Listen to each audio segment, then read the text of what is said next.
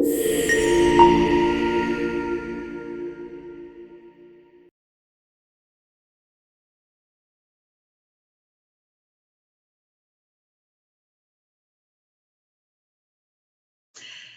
et messieurs, bonjour et bienvenue dans notre webinaire d'aujourd'hui consacré aux emballages plastiques. Alors, avant de commencer et en attendant que tout le monde nous rejoigne, je vous propose un petit point technique pour les personnes qui ne connaissent pas encore l'outil de webinaire. Vous pouvez donc interagir avec nous à tout moment via le chat en posant vos questions par écrit. En haut à droite de votre écran s'affiche un rectangle orange avec une flèche blanche à l'intérieur. Ce bouton permet de déplier ou replier un menu de commande à l'intérieur duquel vous trouvez l'espace chat et également l'espace téléchargement dans documents à distribuer. Vous avez d'ailleurs aujourd'hui plusieurs documents disponibles dans cet espace. Alors, restez bien avec nous jusqu'à la fin de ce webinaire qui devrait durer environ 1 heure. Les questions, nous les prendrons à la fin. Vous êtes très nombreux. On ne pourra peut-être pas répondre aujourd'hui en direct à toutes ces questions, mais on reviendra vers vous ultérieurement. Voilà, donc aujourd'hui, nous avons le grand plaisir d'accueillir Vincent Collard de Citeo. Vincent Collard est directeur R&D éco-conception et va nous parler non seulement du contexte réglementaire, mais surtout vous donner des conseils clés à prendre en considération pour le développement de vos emballages, comme les matières par exemple, lesquelles seront adaptées en 2030. On parlera aussi du compostage, de l'usage unique et enfin, pour conclure, on va parler de la fin de vie des emballages et notamment d'éco-conception, à savoir si celle-ci s'intéresse uniquement à la fin de vie aujourd'hui. Donc, un programme de webinaire qui permet de répondre précisément à des étapes cruciales pour tous les fabricants d'emballages plastiques que vous êtes. Vincent Collard, bonjour et bienvenue et surtout merci d'avoir accepté notre invitation. Bonjour à toutes et à tous. Donc, Vincent, je vais me faire un petit peu provoque. En 2030, on supprime les emballages, on supprime le plastique. On fait quoi avec l'usage unique? On composte. En quoi les emballages seront différents? Comment va-t-on emballer en 2030? On va en parler ce matin. C'est le but, c'est d'essayer un peu de vous dresser le terrain de jeu. On a 10 ans là devant nous pour que l'emballage retrouve sa fonction vraiment de protection et s'intègre dans cette économie circulaire et retrouve donc sa légitimité au regard d'un public qui de plus en plus critique le recyclage, critique l'emballage, l'usage unique, alors qu'on a que le but commun qu'il faut qu'on garde tous en tête, c'est quand même de continuer à consommer. Consommer peut-être différemment, mais en tout cas de consommer avec le moins d'impact possible sur l'environnement. Et c'est vraiment ça qu'on doit réaliser ensemble. Hop, je vais couper ma webcam. Juste un mot sur Citeo pour introduire. Je pense que la plupart d'entre vous nous connaissent, mais donc Citeo est né de la fusion d'Eco-Emballage et d'Ecofolio. On est une entreprise privée. On n'est pas un collecteur de taxes. Notre tarif est un tarif d'entreprise privée. Et on organise en France la collecte, le tri, le recyclage des emballages ménagers pour qu'ils aient la meilleure valorisation possible. Alors depuis le 1er janvier, on n'est plus les seuls sur ce marché en France, mais on est l'acteur historique depuis 1992 à faire ça. Et donc, on est une entreprise privée sans but lucratif. Vraiment, on n'a pas d'intérêt lucratif à faire ce qu'on fait. Vraiment, on veut juste que le système fonctionne et c'est la mission que nous a donné nos clients, metteurs en marché de produits emballés, et on est sous agrément d'État. Et donc, sous agrément d'État, on a des responsabilités un certain nombre de missions à remplir par rapport à un cahier des charges. Et là, on est sur une période d'agrément qui finit en 2022 avec un certain nombre de missions à remplir. On peut parler ce matin. Juste une petite photo du gisement avant de rentrer dans le sujet plastique.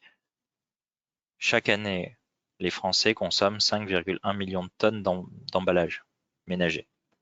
Et pour juste vous donner un ordre de grandeur, l'emballage industriel et commercial, c'est 7 millions de tonnes. En tout, on est à 12 millions de tonnes. Le ménager est un peu plus petit que le commercial, 5 millions. Et là-dedans, on voit que le verre pèse quasiment la moitié en poids, ce qui est logique. Mais par contre, si on regarde en nombre d'unités, c'est le plastique qui est loin devant. Forcément, c'est des questions de poids, d'emballage. Mais ce qu'il faut retenir de cette slide, c'est aussi qu'avec 5 matériaux, on fait 99% des emballages qui sont sur le marché. Plastique, carton, verre, acier, alu. Il reste 1% d'autres qui aujourd'hui se composent par exemple du bois ou du tissu pour les foie gras. On sort des fêtes, donc tissu pour les foie gras. Sur le recyclage, on voit qu'on a une performance globale de 70% de recyclage. On a démarré en 92, je le disais, maintenant on a atteint 70%, on partait de zéro à l'époque. 3,6 millions de tonnes d'emballages ménagers qui sont recyclés, qui redeviennent des matières premières pour l'industrie. C'est un vrai gain environnemental, vous avez les chiffres en dessous. Et si vous voyez les taux de recyclage, on arrive sur certains matériaux, sur l'acier, on est déjà à 100% parce que l'acier ne brûle pas, donc c'est une propriété qui nous permet d'aller le récupérer dans les incinérateurs. Et sur le plastique, on voit qu'on a bien progressé au niveau des bouteilles et flacons et que depuis 2012, on progresse sur les autres emballages pour essayer de rattraper le retard et atteindre un chiffre équivalent. Et ça, on va en parler ce matin parce que c'est notamment pour ça que le terrain de jeu est important à définir. Quels seront les matériaux, quelles seront les règles de conception pour atteindre des taux élevés de recyclage et s'inscrire pleinement dans l'économie circulaire et donc être accepté sur le marché en 2030 parce que maintenant c'est la règle en France depuis la loi AGEC. Un emballage non recyclable ne sera plus possible de le mettre en marché en 2030. Donc en 2030, on a vu, on a des emballages, on a 5 matériaux, on a un taux de recyclage. Je l'ai dit en introduction, certains critiquent même la question du recyclage, de la recyclabilité. Donc en 2030, où est-ce qu'on va? Allez, on va essayer de supprimer l'emballage. On va être bête et méchant, on se dit, tiens, on le supprime. Est-ce qu'on en a vraiment besoin? On va tout faire en vrac. Alors, ce qui est important quand on se pose cette question-là, et certains se la posent ouvertement de nos concitoyens, c'est de se rappeler à quoi sert l'emballage. Il a des fonctions. Et mine de rien, en termes de contribution environnementale, l'emballage pèse en moyenne 10% du couple produit-emballage. Le premier facteur d'éco-conception d'un emballage, c'est la lutte contre le gaspillage du produit. Si vous avez un fond d'emballage qui garde du produit captif, que le consommateur n'arrive pas à mettre dans son assiette ou à utiliser, c'est un vrai problème et c'est là tout de suite on fait exploser les impacts environnementaux.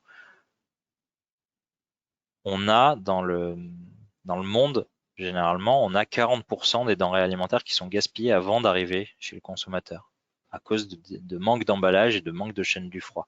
En Europe, on a réussi à réduire ce 40% de gaspillage à 14 grâce à l'emballage. Donc c'est toujours ces notions qui sont importantes, qu'on voit bien qu'on va avoir besoin de l'emballage, même pour le vrac, même pour le réemploi. Par contre, on va se demander si, du coup, quel type d'emballage? Est-ce qu'on doit supprimer le plastique qui est tant décrié? Certains en appellent de leur vœu. Et quand on lit ça, quand moi je lis ça sur Internet, supprimer le plastique, je me pose la question, mais pourquoi? C'est quoi le but? Est-ce que le but, c'est d'éviter les déchets sauvages? Est-ce que c'est de mieux recycler? Est-ce que c'est d'éviter des ressources fossiles? Et ça, c'est jamais très clair, en fait, quand on voit ces posts Internet ou les gens qui interviennent à la télé pour supprimer le plastique. On ne sait pas bien pourquoi. Parce que si c'est pour supprimer le pétrole, on passe tout en biosourcé. Mais on voit bien que ça ne répond pas aux besoins de l'ensemble des citoyens. Si c'est pour lutter sur le déchet sauvage, il faut tout de suite se dire que c'est plus un sujet usage unique que plastique. Si je supprime tout le plastique, potentiellement, ça va être remplacé par des emballages en carton, des emballages en alu, en verre, en acier, qui potentiellement se retrouveront à nouveau sur les plages et on n'aura que décalé le problème. Si c'est pour mieux recycler, là, on peut se poser la question parce que certaines résines plastiques n'auront pas d'avenir dans le recyclage, en tout cas sur l'emballage ménager. D'autres, oui, et on peut très bien imaginer une industrie de l'emballage plastique recyclable qui fonctionne très bien. Donc là, on voit bien que derrière supprimer le plastique, ça ne marche pas non plus. En 2030, on a besoin de différents matériaux d'emballage. Chacun a ses avantages et ses inconvénients. Et que le but premier, ça reste vraiment de lutter contre le réchauffement climatique et les autres types de pollution, qu'on arrive à avoir que l'emballage ait le moins d'impact possible. Et supprimer un matériau finalement n'a pas d'effet. Et puis on peut même aller plus loin là-dessus, sur cette question-là, et qui questionne beaucoup aujourd'hui moi, mes clients et les fabricants d'emballage, c'est qu'est-ce qu'un plastique? En fait, quand ça paraît tout bête, mais un plastique, ça vient de art plastique. C'est un terme philosophique. C'est une matière à laquelle on peut donner une forme. Et là, maintenant que la réglementation se précise qui cible les plastiques, forcément la Commission européenne, mais même la France, sont en train de se demander qu'est-ce qu'un plastique, comment le définir. Et donc on voit qu'aujourd'hui dans la SUP, dans la directive SUP qui a été publiée en juin 2019, clairement ils mettent les PET, le PE, le PLA dans la définition de plastique. Ils mettent les combinaisons de carton plastique, les briques, les barquettes carton avec un liner PE, c'est du plastique, donc c'est visé par la réglementation, par toutes les réglementations qui concernent le plastique. Et par contre, on exclut le verre et le métal, même s'ils ont un revêtement plastique à l'intérieur. Donc il y a des règles qui ont été faites au niveau européen. Et on a encore beaucoup de questions parce que carton plus coating, carton plus paraffine, les petits films hydrosolubles pour vos capsules de lessive, ça c'est pas clair aujourd'hui, on sait toujours pas ce que c'est. Puis on voit que la France a en parallèle a fait un décret sur la vaisselle. Alors là j'ai laissé un projet mais il est publié qui est contraire à la SUP parce qu'elle nous dit qu'une assiette en carton plastique c'est du carton. Donc on voit que c'est un flou en France, en Europe. Et ça va être important de définir ce que c'est le plastique. Et en fait, pourquoi on fait ça? On tourne un petit peu autour du pot parce que la SUP est là pour lutter contre les déchets sauvages sur le top 10 des déchets qu'on trouve sur la plage. Et donc, on retombe sur cette question d'usage unique en réalité. Cet usage unique qui est critiqué et c'est cet usage unique qui se retrouve sur la plage. Alors du coup, on peut peut-être imaginer, on se projette, on supprime l'usage unique, mais on n'a plus que de l'emballage réemployable, quel que soit le matériau. Donc on le voit, ça marche, ça commence. Loop, qui propose des emballages réemployables de produits de grande consommation sur Paris.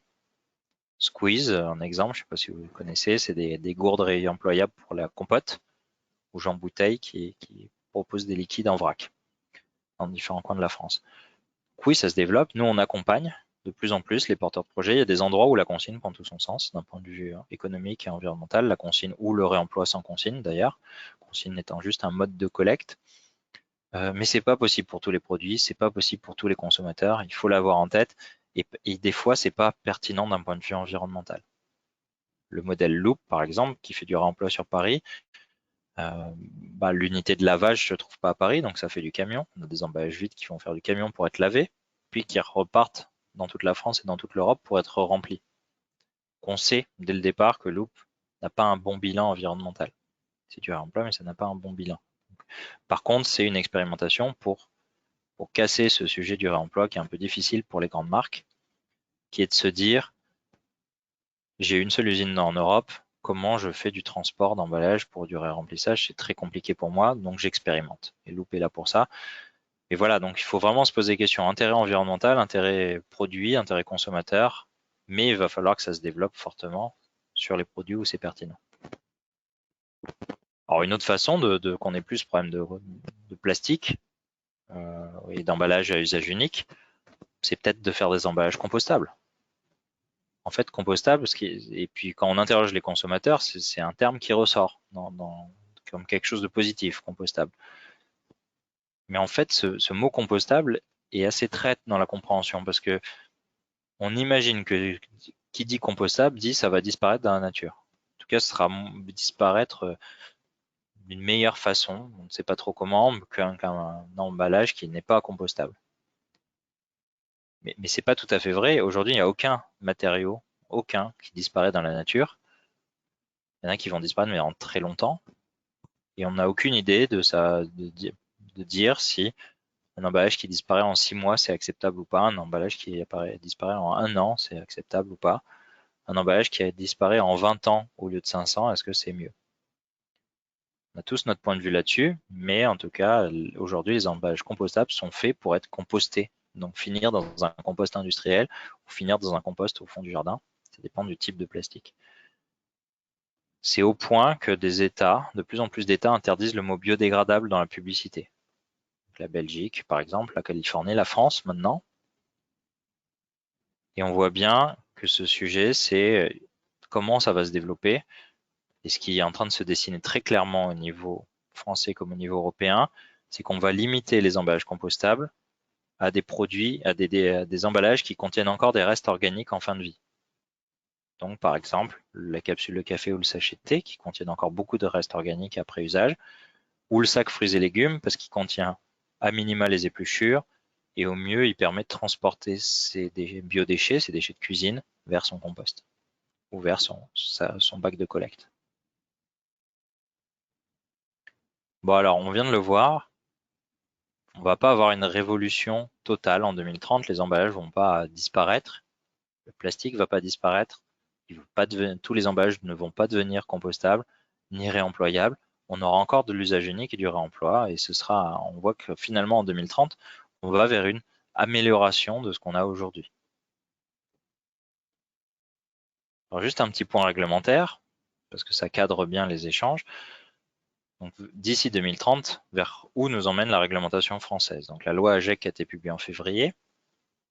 Elle nous dit qu'on veut 100% d'emballage recyclable en 2030. 100% en 2030, concerne bien tous les matériaux, pas que le plastique.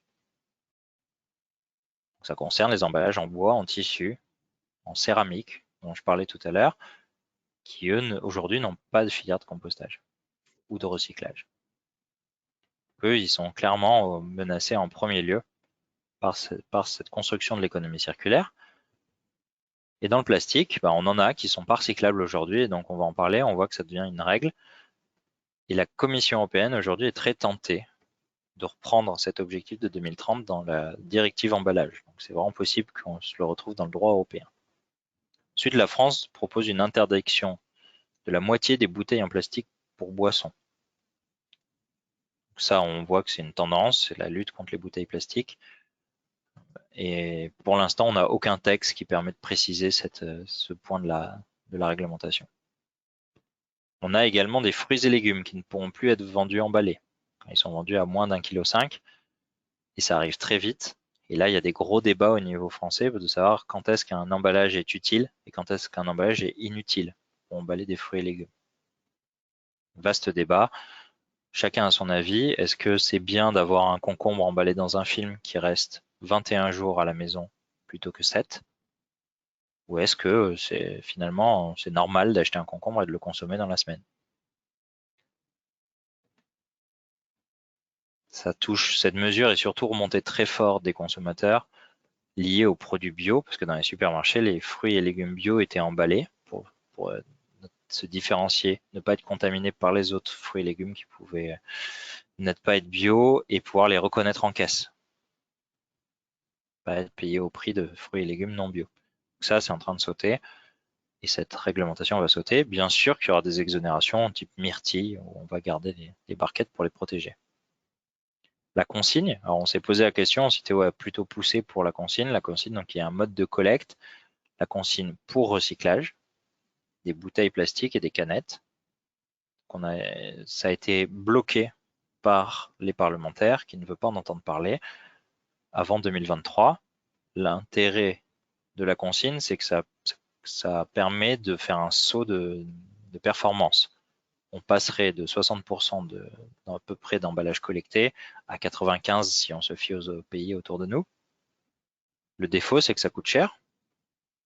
Et le deuxième défaut, c'est que finalement, ça modifie un peu l'outil actuel de collecte et de tri, parce qu'on lui enlève des bouteilles, alors que les centres de tri ont été conçus pour les traiter. Puis je vous disais, le réemploi va monter très fort.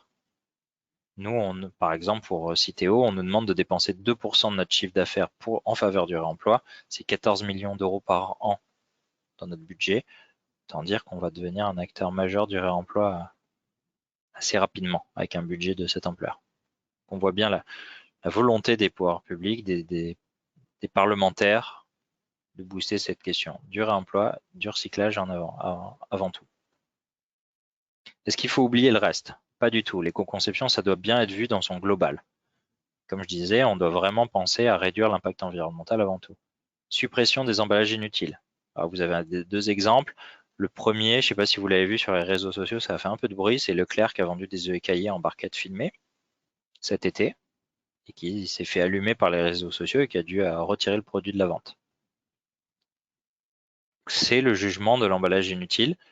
C'est très difficile à définir parce qu'on a tous une façon différente de le percevoir. Certains trouvent qu'aucun emballage est inutile, d'autres ont un avis différent. C'est pas la même chose d'être une famille nombreuse qui achète des packs de 6 bouteilles de lait avec un film autour et que ça aide bien à transporter, et d'être tout seul à la maison et dans son appartement et d'avoir besoin que d'une bouteille par semaine. Et donc on comprend pas bien pourquoi il y a un film là autour et qu'on laisse en magasin en plus. Et ça, du coup, il y a des travaux en cours pour définir ce que c'est qu'un emballage utile et un emballage inutile, notamment dans les fruits et légumes, je viens d'en parler. Réduction de poids. Il ne faut pas oublier que la réduction de poids est au cœur de l'éco-conception. 1 gramme de gagné, ça se voit tout de suite en termes d'analyse de cycle de vie notamment. J'avais 2 exemples. Donc on peut encore faire des gains de poids. Ce sujet revient dans le droit, notamment avec le décret 3R, ce qu'on appelle le décret 3R, qui est en cours de consultation sur le site du ministère, où on nous demande de réduire de 20 000 tonnes, je ne dis pas de bêtises, la quantité d'emballage ménager mis sur le marché d'ici 2025. Donc là, on voit qu'il y a encore des actions d'allègement possibles. Chez Citeo, on va renforcer ce sujet-là cette année, en analysant rayon par rayon quels sont les poids min, les poids minimum, les poids maximum, et essayer de les comprendre et voir comment on peut gagner du poids encore. Et puis le vrac, le réemploi, qui fait partie de la prévention. Donc là, je vous ai mis un exemple qu'on finance Citeo, qui est avec Usage et Franprix, où on va, sur un bar de salade chez Franprix, proposer à des salariés qui viennent chercher à midi leur salade d'utiliser des contenants consignés réemployables pour emporter leur salade, et ils ramènent le contenant ensuite, parfois dans la semaine, parfois la semaine d'après. Et c'est assez intéressant parce qu'avec Franprix et Usage, on n'a aucun tabou. On se pose les questions de quel emballage utiliser pour faire ça. Il faut simplement pouvoir le réemployer. Mais que ce soit du plastique, du verre, du métal, du carton, le but c'est de pouvoir le réemployer. On se pose toutes ces questions-là.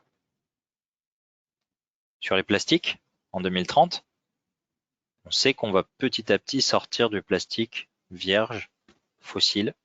On a quand même une tendance à aller vers du recyclé, une tendance à aller vers du biosourcé. Pas forcément compostable, hein, biosourcé issu de la biomasse, issu des végétaux, on ne veut pas dire compostable. Et donc sur le recyclé, on voit qu'on a déjà du RPET clair, ça c'est très connu, pour les emballages alimentaires comme non alimentaires. Et on a aujourd'hui très peu d'intégration de recyclé sur du PE, du PP, du PS. Et en plus, c'est des résines qui ne sont pas aptes au contact alimentaire une fois recyclées mécaniquement. Et dans le futur, on voit qu'on va continuer d'avoir ce recyclage mécanique sur le PET clair, qui va nous permettre d'avoir du RPET pour nos emballages. De plus en plus, on va sortir ce PET clair des applications non emballage. Nous, on observe ça, que de plus en plus, il y a une boucle vers la barquette ou vers la bouteille. On commence là à avoir d'autres emballages qui bouclent. Je ne sais pas si vous avez vu la bouteille grise d'Intermarché en RPET opaque 100%. Alors le 100%, c'est pour démontrer, c'est sur un produit qui n'est pas un très fort volume de vente. Mais on a trié des bouteilles blanches, on les a recyclées et on en a refait des bouteilles et ça marche. On passe tous les tests pour être contact alimentaire, et la bouteille est grise et maintenant on va voir si les consommateurs achètent. Et là, vous avez un exemple de film de regroupement en PE recyclé chez Lactel. Et on a même, nous, chez Citeo, mis un bonus assez important vu qu'on fait moitié prix aux clients qui mettent 50% de PE recyclé dans leur film. Ça s'adresse beaucoup à ce marché du film de regroupement. Et puis, on va avoir petit à petit le recyclage chimique qui va nous ouvrir des portes. Il y a déjà du RPE, du RPP ou du RPS apte au contact alimentaire issu de recyclage chimique avec un système mass balance. Je ne vais pas rentrer dans le détail, mais simplement sur ce sujet-là, le recyclage chimique va se développer. C'est une certitude. Plusieurs projets en France et en Europe. Sur les polyoléfines, sur le polystyrène très probablement, sur le PET aussi. Et il y a un vrai besoin de clarifier ce sujet mass balance au niveau des autorités publiques. Et qu'on ait vraiment des règles admises par tout le monde au niveau européen et une reconnaissance du PET, du recyclage chimique par tout le monde. Ce ne soit pas un débat d'experts pour savoir si telle mass balance est reconnue et telle autre mass balance ne l'est pas. Sur le biosourcé, on sait qu'on a déjà du PET 30%, du PE 100%, issu de canne à sucre.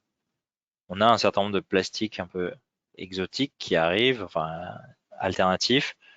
Et comme je vous l'ai dit, le compostage ne va pas se développer, à part pour des applications très ciblées comme le sac fruits et légumes, la capsule de café ou le sachet de thé. Mais ça n'empêche pas de continuer à travailler sur ces plastiques biosourcés un peu différents. Je pense notamment au PEF. Le PEF, qui est un polyéthylène furanoate, qui est assez intéressant sur le papier parce qu'il permet d'être biosourcé, produit en Europe, et un mono-PEF remplace un complexe. On regarde ses propriétés. Si ce matériau continue de progresser, voit le jour, nous on s'interrogera sérieusement sur son recyclage parce que ça peut faciliter du recyclage par rapport à des complexes qu'on a actuellement. Les PHA, par exemple, on va continuer de regarder parce qu'on s'accrochera peut-être un jour la case, le cahier des charges magique, miracle, où un emballage se recycle, puis s'il tombe dans la nature par un mauvais geste du consommateur, peut-être qu'il pourra se dégrader dans un temps record. Ça reste complètement hypothétique à date, ça ne marche pas, mais peut-être dans le futur, c'est un matériau qui permettra de le faire. Et donc on voit émerger des plastiques biosourcés du futur dès maintenant.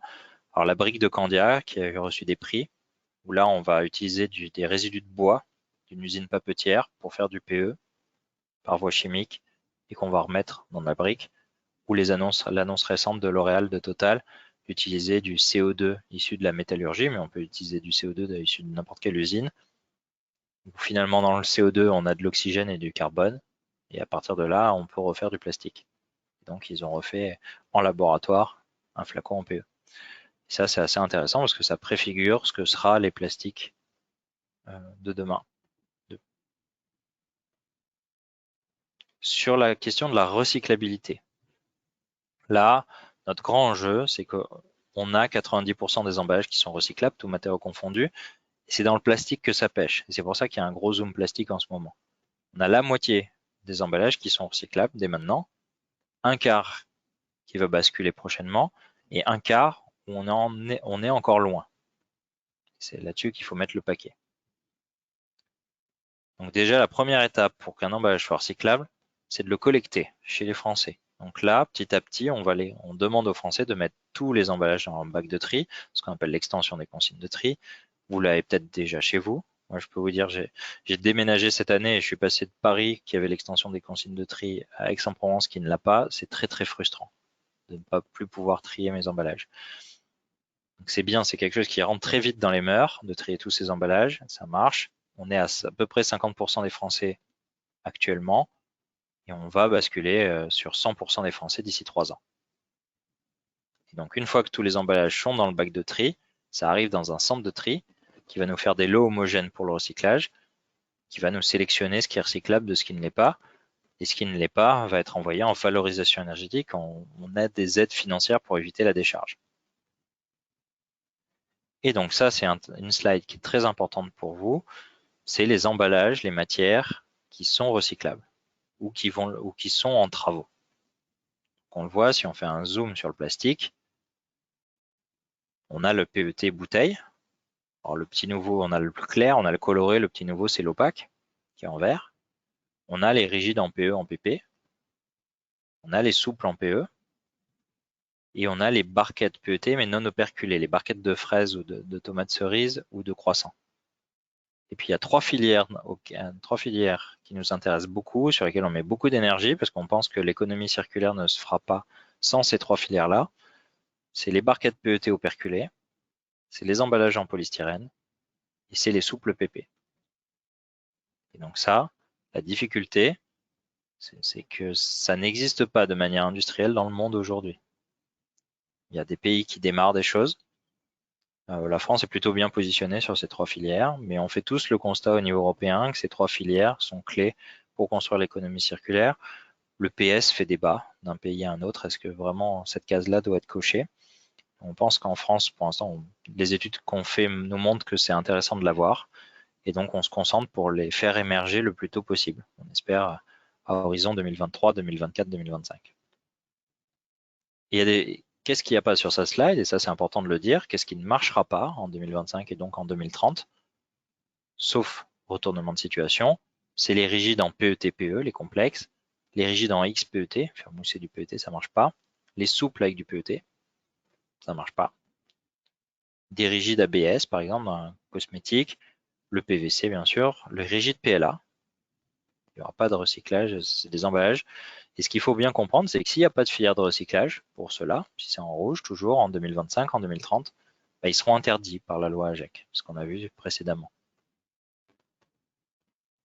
Et donc 2030, c'est dans 10 ans.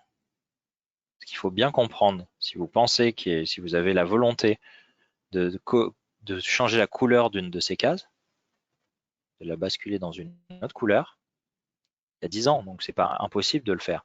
Par contre, pensez bien que c'est à vous de le faire. C'est à vous de prendre le sujet, de le porter. Vous n'êtes pas recycleur et pourtant il va falloir porter des projets de recyclage. Aujourd'hui, par exemple, nous chez Citeo, on accompagne Danone sur un projet sur les rigides PLA pour voir quelles seraient les conditions pour colorier la case différemment. C'est vraiment une étude de faisabilité. Qu'est-ce que ça veut dire économiquement? Qu'est-ce que ça veut dire en logistique? Qu'est-ce que ça veut dire en recyclage? Et donc voilà, c'est pas un recycleur qui porte ce sujet-là, c'est Danone. Et puis le compostage des déchets de cuisine, on en a déjà évoqué. Donc le droit européen précise qu'en 2023, la France va devoir collecter ces déchets de cuisine pour les recycler. Donc c'est nos épluchures, c'est nos restes d'assiettes. Mais par contre, le droit ne prévoit pas du tout de mettre des emballages dedans.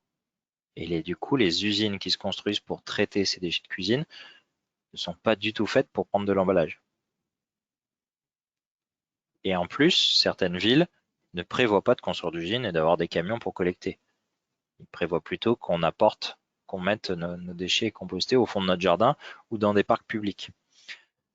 Donc ça rend très compliqué et ce qu'on voit, c'est que vraiment petit à petit, ça se concentre et ça va se limiter, comme je le disais, à des emballages qui contiennent des déchets organiques en fin de vie, le sac fruits et légumes, l'étiquette fruits et légumes, le sachet de thé.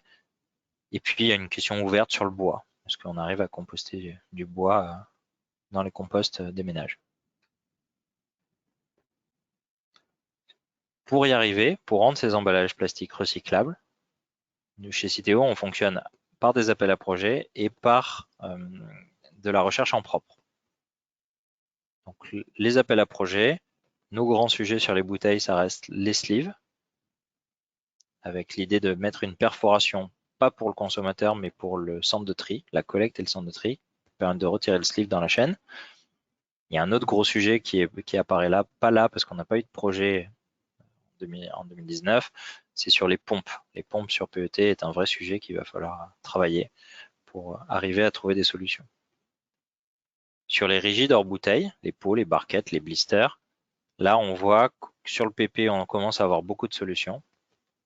Sur le PS, on peut tenter de faire des choses. Donc là, on essaye de faire des pots de yaourt tout PS avec une étiquette IML, ce qui n'est pas facile en forme fil seal. Et puis sur le PET, là je vous ai dit, il nous faut non seulement créer une usine de recyclage, ce qu'on n'a pas, mais en plus, il faut trouver l'opercule qui va bien. Parce qu'aujourd'hui, les opercules, et que ce soit la composition de l'opercule ou le scellant, a des incidences négatives sur le recyclage dans les bouteilles et ne permet pas de mélanger ces barquettes dans les bouteilles, ne permettra pas dans le futur. Donc il nous faut une usine barquette à barquette ou une usine de recyclage chimique et il nous faut trouver la bonne conception. Et donc là, on a 3 gros projets avec notamment toute la viande, la charcuterie et les produits traiteurs pour y arriver. Et enfin, sur les souples, on a des projets d'amélioration. La poignée PP sur un film de regroupement de bouteilles ou de canettes, pourquoi pas la passer en PE. Et puis après, remplacer des complexes par du PE. Et là, on va beaucoup s'appuyer sur les technologies de PE orientées, OPE et MDOPE, qui nous ouvrent des nouvelles possibilités pour basculer du complexe vers le PE. Puis des sujets d'intégration de recyclé, toujours en mettre plus. Et puis la recherche en propre, on l'a fait au travers d'un comité qui s'appelle le COTREP, qui a été créé en 2001 par la filière plastique. Citeo nous représente les metteurs en marché au sein de cet organisme. Et l'IPSO représente les fabricants d'emballage. Donc le COTREP, ça permet d'avoir une instance neutre pilotée par la profession pour mener de la R&D en propre sur de la recyclabilité des emballages. Donc là, vous avez quelques exemples. Il y en a un gros projet qu'on a avec IPC, qui est de construire une ligne pilote pour tester la recyclabilité des souples, puis plus globalement des polyéthylènes et des polypropylènes. Donc là, on aura un mini recycleur, on fait faire des machines sur mesure par les fabricants de machines qui équipent les recycleurs. On a un protocole de test validé avec les recycleurs français et il y a des tests en cours. Ils sont en cours là sur le VOH dans le film PE. C'est accepté aujourd'hui par le COTREP. On essaye de voir si dans le futur ça posera problème, vu que les quantités vont augmenter dans le futur, ou si on sera toujours sur une recommandation verte, quelle que soit la quantité dans le film. Je profite pour dire que le 5% de VOH maximum dans un film ou dans un emballage n'a pas de raison au COTREP. En tout cas, c'est pas ce qu'on recommande. Vous pouvez en mettre autant que de besoin. On travaille sur les pots PET remplissage à chaud. Ça peut être important en sécable. Sur des questions de sleeve et de tri, ou un avis qui a fait un peu de bruit cette année, qui était les gourdes. Le basculement des gourdes qui étaient majoritairement en PET-PE et qui basculent sur du PP ou du PE. Donc on voit vraiment cet organisme qui publie tout sur son site www.cotrep.fr où vous avez les recos pour être recyclable une fois que votre emballage est majoritairement en PET, PE, PP ou PS. Je l'ai un peu cité pour les barquettes. On ne va pas réussir à tout résoudre via l'éco-conception. On a aussi besoin de créer des usines de recyclage. Donc en 2030, on aura des nouvelles usines de recyclage, des usines qu'on ne connaît pas aujourd'hui. Ça, c'est des exemples d'usines qu'on a créées. C'est pas nous, hein, que la France s'est dotée ces dernières années, avec l'usine Barbier et Macaron qui sont équipés pour traiter du film ménager en PE. Soprema qui a investi pour créer une usine de recyclage chimique pour les PET complexes et le PET opaque. Puis un projet qu'on a avec Total sur le PS pour faire du recyclage chimique en France. Donc, il y en aura d'autres. Et notamment, on voit émerger ce recyclage chimique un peu partout dans le monde. Nous, on suit tous ces projets de recyclage chimique. Et on va avoir forcément des nouvelles installations, de nouvelles unités qui arriveront pour traiter nos déchets. Ça ne va pas tuer le recyclage mécanique, ça va être complémentaire. Parce que d'un point de vue environnemental comme économique, très certainement que le recyclage mécanique aura une longueur d'avance. C'est vraiment dédié aux produits plus difficiles à recycler et pour permettre de retour au contact alimentaire. Les bons réflexes, alors juste pour vous dire sur la recyclabilité, les règles sont un peu complexes parce que faut descendre dans la conception exactement de l'emballage, se poser des questions. On n'a pas réponse à tout non plus. C'est bien pour ça qu'on crée des lignes de test et qu'on fait des protocoles de test. Mais toute notre connaissance sur les emballages, sur la recyclabilité des emballages, est disponible sur tri.cito.fr. Vous le retrouvez pour le plastique sur le COTREP, sur le papier carton, sur le CEREC, mais Tri a cet avantage d'être très pédagogique et de pouvoir de reprendre les recommandations de tous les comités qu'on a sur la recyclabilité, parce qu'on en a aussi hein, sur le métal, sur le verre. Et Tri, là, juste l'annonce, c'est qu'on va le mettre à jour, on fera de la communication, parce qu'on est en train de le mettre à jour pour aider au mieux l'application du décret 3R et intégrer ces notions de vert, orange, rouge. Jusqu'à présent, nos tableaux, on ne présentait pas nos recommandations comme ça, mais on s'aligne sur l'approche européenne qui est d'un tableau vert, orange, rouge. Donc Tri va permettre de donner cette nuance du orange qu'on n'avait pas avant.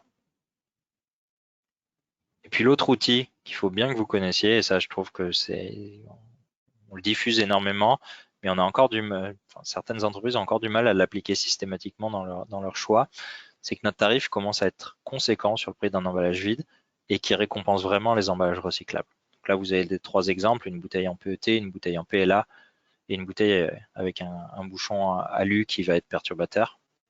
Et vous voyez en bas le tarif qui devient de plus en plus important. Et quand on est si je prends le PLA, à 416 € tonne, on est vraiment impactant sur le prix d'un emballage vide.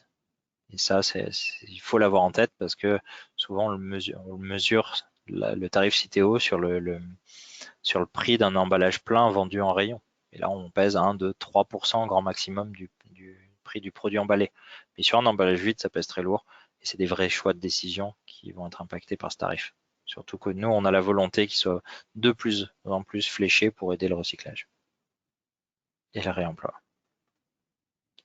Et donc pour finir, avant de passer aux questions, c'est vraiment pour vous passer le message que la solution maintenant que vous avez le terrain de jeu, vous pouvez développer vos solutions. Vous pouvez aussi être acteur du recyclage. N'importe qui peut le devenir. Aujourd'hui, les projets qu'on accompagne de recyclage sont portés par Barbier, que j'ai cité, qui est un fabricant de films, porté par Soprema, qui est une entreprise dans la plasturgie pour isoler les bâtiments, porté par exemple Coca est numéro 3 mondial du recyclage du PET.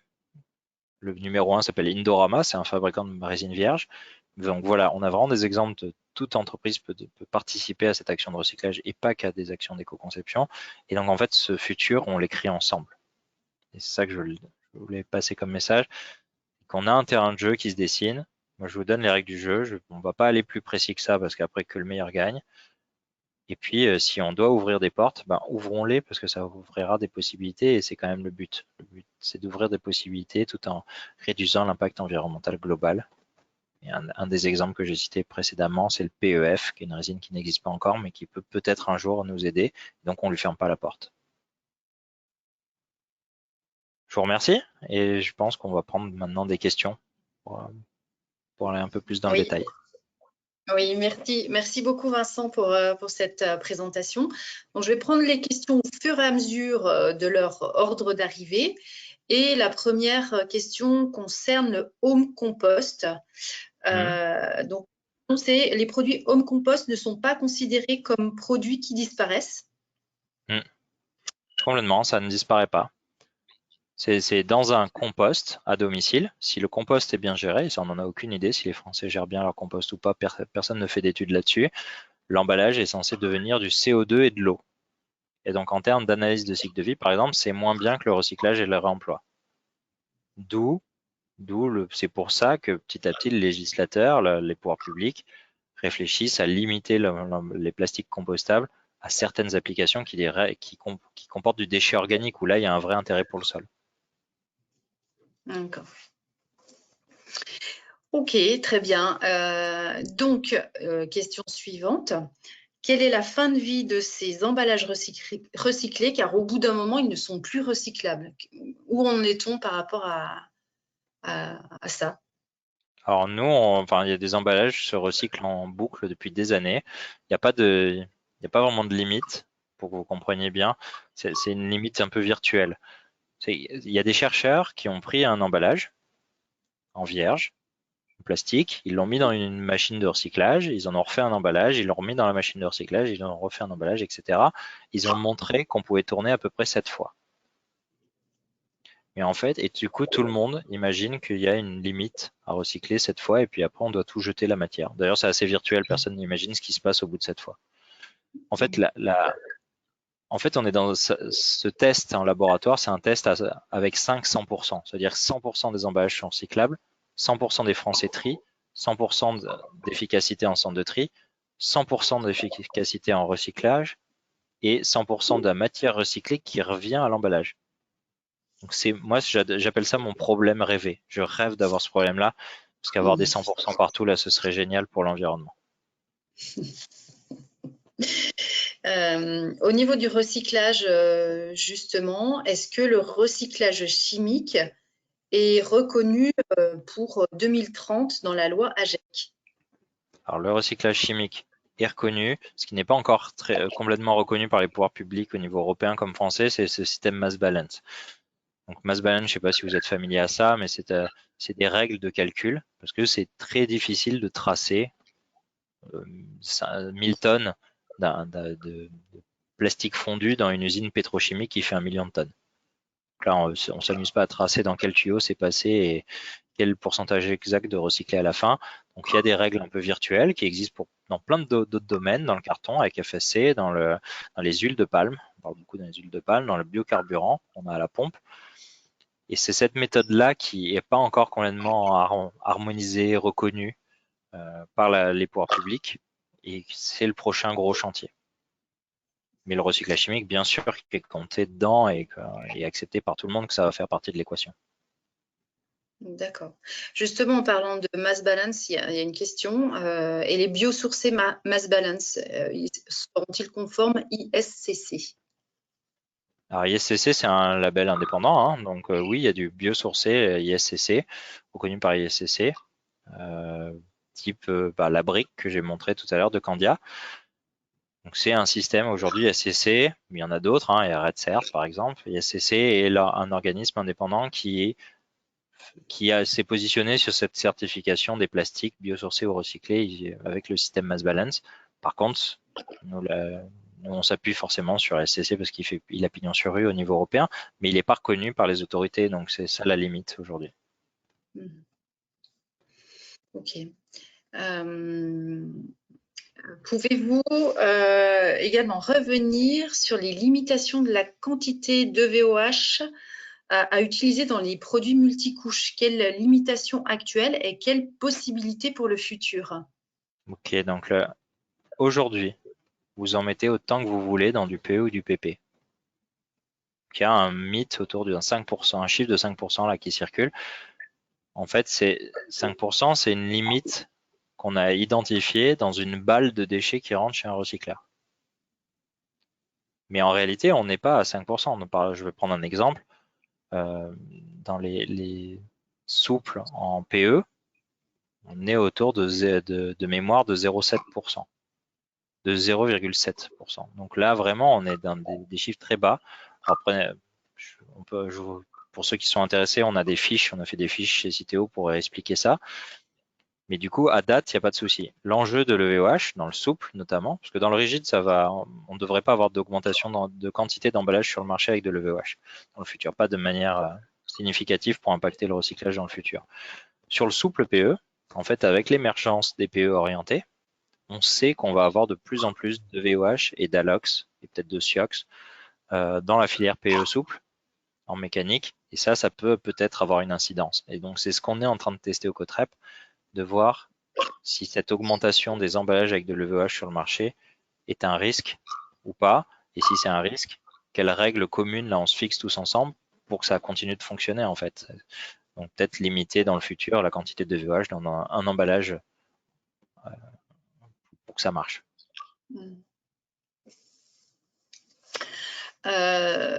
Concernant le recyclage, est-ce que comment ça fonctionne par rapport au décor sur les flacons ou les produits, des décors qui sont sérigraphiés? Est-ce que le produit reste recyclable malgré tout avec cette sérigraphie? La sérigraphie, enfin plus globalement, les décors qu'on a dans la cosmétique posent un certain nombre de questions. On a dans la sérigraphie, sur le plastique, que ce soit de la galvanisation, que ce soit des métallisations, on va apporter généralement des éléments que n'aime pas bien le recyclage. Donc c'est vraiment ça, il faut se poser des questions. Généralement, si on va graver du plastique, c'est pas très grave. Si on vient lui apporter notamment du métal, là, ça va tout de suite poser problème, quelle que soit la résine plastique.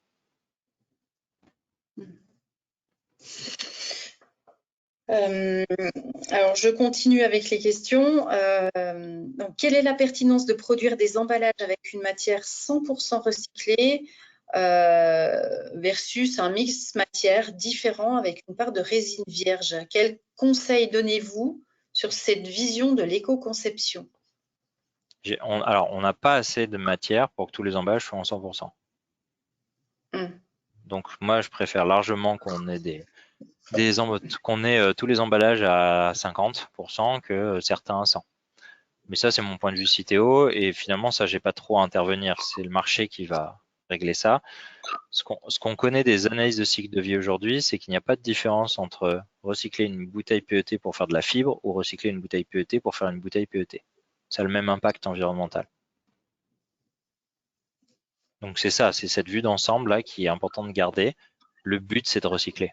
Après, le débouché, c'est plus une question de valeur, création de valeur et de zoomer. Si on se dit comment j'ameilleure l'impact environnemental d'une bouteille, bah oui, c'est de mettre du recyclé, ça a un impact, mais ça au détriment d'une fibre, par exemple d'une polaire qui, elle, aura un impact augmenté au global. Donc le but, c'est de recycler. Justement, par rapport à ça, on a quelqu'un qui nous demande si vous pouviez donner un petit peu plus d'infos sur la ligne pilote, justement, IPC CTO, sur les plastiques souples. Ouais, bah du coup, ça n'existait pas en fait dans le monde. On avait aujourd'hui quand on faisait des tests sur les emballages souples, on était PE. Du coup, on était obligé de mobiliser des régénérateurs. Donc, on bloquait les usines pour faire un test grandeur nature, ou sinon, on était au stade labo. Donc, on regarde un peu les organismes au niveau européen qui font des certificats de recyclabilité, qui commercialisent ce type de certificat, ils sont au stade labo. Et il nous manquait cette échelle pilote capable de traiter quelques dizaines de kilos avec des mini machines de recyclage. Donc reproduire le broyeur, le lavage, la flottaison, le séchage, densifier la matière pour alimenter l'extrudeuse un peu mieux et puis extruder et refaire du film, refaire de la bulle. C'est vraiment ça qu'on a monté avec IPC, cofinancé entre le COTREP et IPC. Et derrière, nous, ça nous permet de dérouler les tests COTREP pour aller creuser ce sujet de VOH. Cette année, on va aller creuser le nylon, creuser l'alox, la métallisation, pour aller plus loin, pour aller comprendre ce qui se passe, vous l'expliquer et que chacun, après, ça donne des recos d'éco-conception. Puis cette ligne, elle sera ensuite ouverte aux entreprises qui ont envie de tester leurs propres emballages, leurs propres compositions, pour voir si ça passe ou ça passe pas. Ouais. Merci. Je passe à la question suivante. Alors, est-ce que les déchets de production sont considérés comme déchets et peuvent être intégrés dans les films souples ou dans les produits plastiques en général, hein. Sinon, comment allez-vous vérifier que les transformateurs mettent bien que du déchet post-consommation dans les produits? Ok, donc les chutes de production ne sont pas considérées comme du recyclé au sens des normes et du droit. C'est considéré comme du recyclé uniquement, si on lit la norme ISO 14021, pardon, de tête. La norme ISO nous dit si c'est un plastique qui est difficile à recycler dans sa propre usine et on doit faire appel à la compétence d'un régénérateur avec des connaissances particulières pour le recycler et le remettre ensuite dans un produit, ça on peut le compter. Mais globalement, on compte pas les chutes de production et les consommateurs, le B2C, ne comprend pas bien, enfin veut pas intégrer les chutes dans sa définition de ce que c'est un plastique recyclé. Alors comment nous on compte maintenant? Comment on compte? Comment on vérifie? Comment on contrôle que c'est bien du recyclage de déchets post-consommation et pas du déchet d'usine? Bah déjà, nous on le contrôle uniquement par rapport à notre tarif. C'est pas le job de Citeo de contrôler. C'est les pouvoirs publics, on verra comment ils feront pour les obligations qu'ils fixent, parce que je sais pas trop comment ils feront. Mais nous on le fait du coup pour notre tarif. Et ce qu'on a fait, c'est qu'on s'appuie sur une certification européenne qui s'appelle EU Certplace, qui a été mise en place par la Plasturgie au niveau européen et qui nous permet de savoir quel type de déchets rentre dans l'usine et combien de tonnes de recyclé sort avec une certification qualité externe. Et donc ça nous permet d'avoir une traçabilité à minima pour être sûr que on a les chiffres. Tiens, s'assurer par exemple que le recycleur ne vend pas plus de recyclés issus de post-conso que ce qu'il a rentré au départ. D'accord. Alors, une question un petit peu plus large. Les producteurs développent souvent des emballages pour tout le marché de l'Union européenne. Vous avez parlé des exigences de l'éco-conception pour Citeo et la France notamment. Est-ce que les éco-organismes en Europe travaillent ensemble pour s'accorder sur des règles communes? Est-ce que les pays vont vers un outil commun pour l'évaluation de l'éco-conception? Alors, on discute avec nos confrères des autres pays. Par contre, les systèmes au niveau européen sont loin d'être harmonisés. Et les filières, par exemple, quand en France on crée la filière PET opaque, bah, d'autres pays nous regardent et nous disent mais vous avez tort de faire ça et on le fera jamais. Donc, ça crée des vraies différences entre pays. La bonne réponse c'est que c'est le marché. Le marché va, une fois que ça aura de la valeur, ça va petit à petit rationaliser le système en Europe. Et on va tendre. Ma conviction personnelle, c'est que petit à petit on va tendre vers des filières un peu harmonisées. Autour de 4 résines, je l'ai dit, PET, PE, PP, PS pour le rigide et PE, PP pour le souple. Alors, ça le schéma qui se dessine. Tant qu'on n'a pas ça, c'est très difficile derrière de faire des recommandations d'éco-conception ou de recyclabilité harmonisées. Parce que un emballage en Allemagne, la collecte est différente déjà. On collecte les plastiques séparés des cartons. Ça a une incidence importante sur le comportement en centre de tri de l'emballage. Un emballage plastique ne se comporte pas de la même façon en Allemagne et en France dans un centre de tri. Parce qu'en Allemagne, il n'y a pas les cartons. Et ça, c'est beaucoup de choses à harmoniser. Et à date, il faut à minima qu'on ait la même philosophie pour mesurer la recyclabilité. C'est ça la première harmonisation à faire, qu'on ait tous la même philosophie. Et après, on l'adaptera pays par pays, aux spécificités. Mais déjà, harmonisons cette philosophie basée sur des tests, basée sur des discussions avec toute la filière. C'est le premier gros pas qu'on doit faire collectivement. Et nous, on y passe beaucoup de temps là à Bruxelles pour essayer de faire émerger ça. Ok. Alors maintenant, nous allons parler du PLA. On a une question là-dessus. Quelle est la principale contrainte qui fait que le PLA ne peut pas être recyclé aujourd'hui? Alors, techniquement, dans un labo, oui, pardon. Ouais. Pardon, est-ce que c'est la seule matière qui est concernée, similaire au PLA? Alors, la seule matière similaire au PLA, je ne sais pas. En fait, les plastiques biosourcés, que ce soit PLA, que ce soit des plastiques à base d'amidon, que ce soit du PBS, différents types de plastiques qu'on a sur le marché, ou l'acétate de cellulose, le cellophane, qui est rentré dans notre vocabulaire courant. Tout ça, c'est des plastiques, c'est des thermoplastiques. Donc, en laboratoire, on n'a aucun problème à les recycler.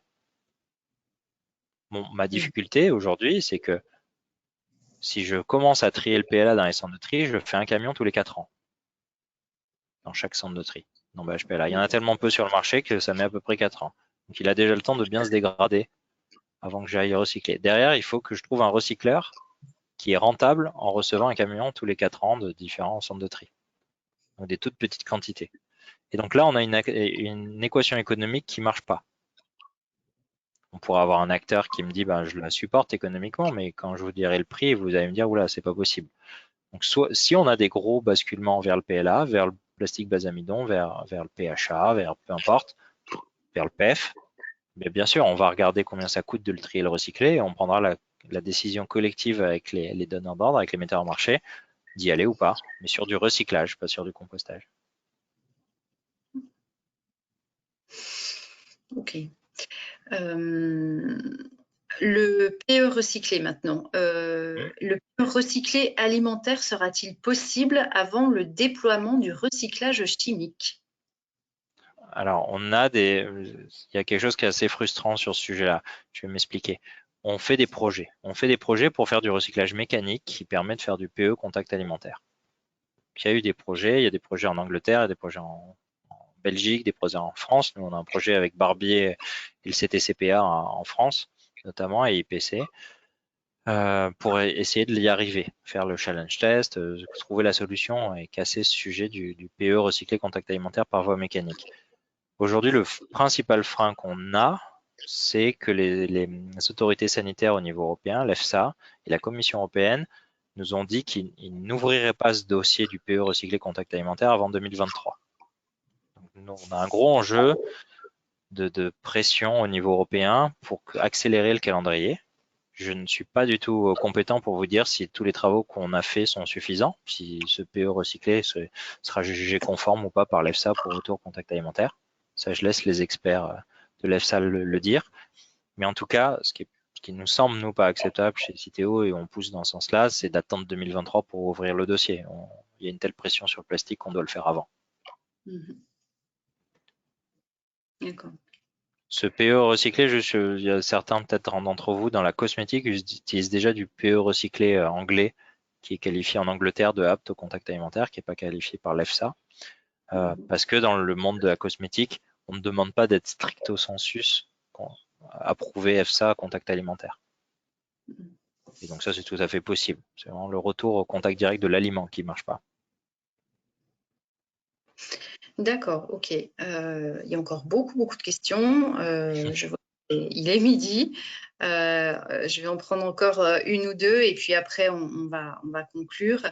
Alors, j'ai une question concernant REACH. Les clients demandent des certificats REACH pour nos matières, nos produits recyclés. En sachant qu'on utilise des déchets post-consommation, existe-t-il des règles particulières? Oui, alors déjà, le déchet n'est pas soumis à REACH. C'est le premier point. La matière recyclée pourrait être soumise à REACH si elle a changé de statut réglementairement. Donc ça, c'est déjà un premier point à bien vérifier, c'est que vous avez votre régénérateur qui vous a fourni la matière respecte bien les règles de changement de statut de déchets à produits. Ça, c'est pour la question de l'obligation par rapport à REACH. Si vous êtes un produit, si vos granulés recyclés sont un produit, ou si vous le mettez dans l'emballage, la conformité à REACH, c'est lié aux autorisations. Est-ce qu'il n'y a pas de substance qui est liée aux autorisations?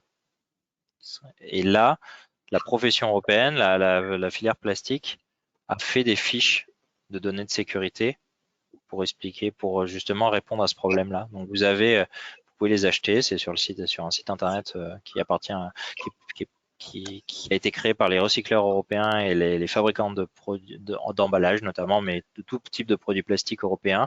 Ils ont créé des fiches de données de sécurité pour débloquer la situation. Donc vous pouvez ça coûte pas très cher, vous les achetez et vous pouvez les transmettre dans la chaîne. Bien, merci. Alors, la question suivante, je suis en train de chercher.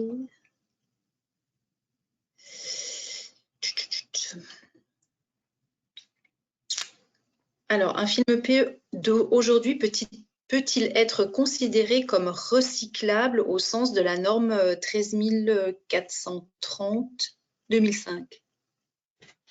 En fait, ce film PE, juste pour vous expliquer, on a des recycleurs, je l'ai cité, Barbier et Macaron. Il y a des gens qui les recyclent aujourd'hui. Donc, dans une ville ou qui trie les films PE, si vous le triez, il va être recyclé. Est-ce qu'on peut maintenant le considérer comme recyclable au niveau français? Donc, la loi AGEC nous dit qu'il faut 50% des Français qui les trient pour pouvoir considérer comme recyclable. Je vous l'ai dit, enfin, si vous avez suivi là dans le webinaire, je l'ai dit, on a dépassé les 50%. On vient de le passer. Donc, on se dit, tiens, maintenant c'est bon, 2021, je peux dire recyclable. Nous, on commence à communiquer dans ce sens-là. Le seul point d'intention que vous devez garder en tête, c'est que la Commission européenne a challengé le gouvernement français en leur demandant pourquoi 50? Pourquoi 50%? Pourquoi pas 51? Pourquoi pas 75? Donc là, on est dans une phase jusqu'en février où la France doit se justifier et obtenir le gain au niveau de l'Europe que c'est bien un basculement à 50% des Français en extension. Parce que si ça marche, vous pourrez dire recyclable dès cette année. Si l'Europe nous demande 75% par exemple, il va falloir encore attendre un petit peu. Ok, très bien. Alors, dernière question. Recommandez-vous de faire des tests chez Recyclas? Quelle différence entre le centre entre la ligne IPC et CITO et Recyclas? Il y a beaucoup de différences en fait, et ce qui nous conduit aujourd'hui à ne pas reconnaître en France les tests de cyclose, de recyclage, d'Interzéro ou autres. Donc vraiment, fiez-vous au COTREP. C'est là que sont les recommandations pour la France. Et on discute avec Recyclage parce qu'ils ont cette même philosophie que nous, que d'aller tester, d'utiliser des labos du coup plutôt laboratoires plus que pilotes. Mais c'est intéressant, ça reste intéressant, donc on discute beaucoup ensemble.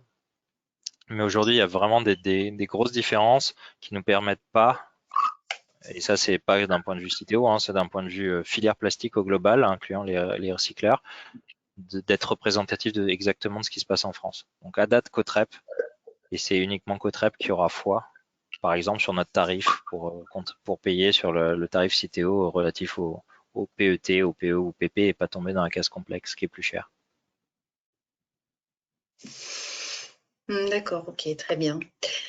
Voilà, encore de nombreuses questions qui sont arrivées. On ne va pas pouvoir les prendre, donc on va conclure. On viendra vers vous par email ensuite pour ceux qui n'ont pas eu de réponse à leurs questions. Vincent Collard, merci beaucoup pour cet éclairage qui, je l'espère, va permettre à tous ceux qui nous ont suivis aujourd'hui d'aller plus sereinement vers 2030. Si vous souhaitez continuer à vous informer, je vous invite à consulter le site internet d'IPC, ct-ipc.com, et plus particulièrement notre blog où vous retrouverez des informations sur l'économie circulaire et les emballages. Avant de vous quitter, je vous rappelle que vous allez recevoir dans quelques jours un email vous permettant d'accéder au replay de ce webinaire. Vous pouvez aussi, pendant que vous êtes là, télécharger la présentation d'aujourd'hui et des documents qui vous aideront à connaître un peu mieux IPC. Et donc, n'hésitez pas à partager ces informations auprès de vos collègues, de vos collaborateurs. Je vous remercie infiniment de votre attention et je vous dis à très vite. Merci beaucoup, Vincent. Merci à vous et bonne journée. Bonne fin de journée. Au revoir. Au revoir.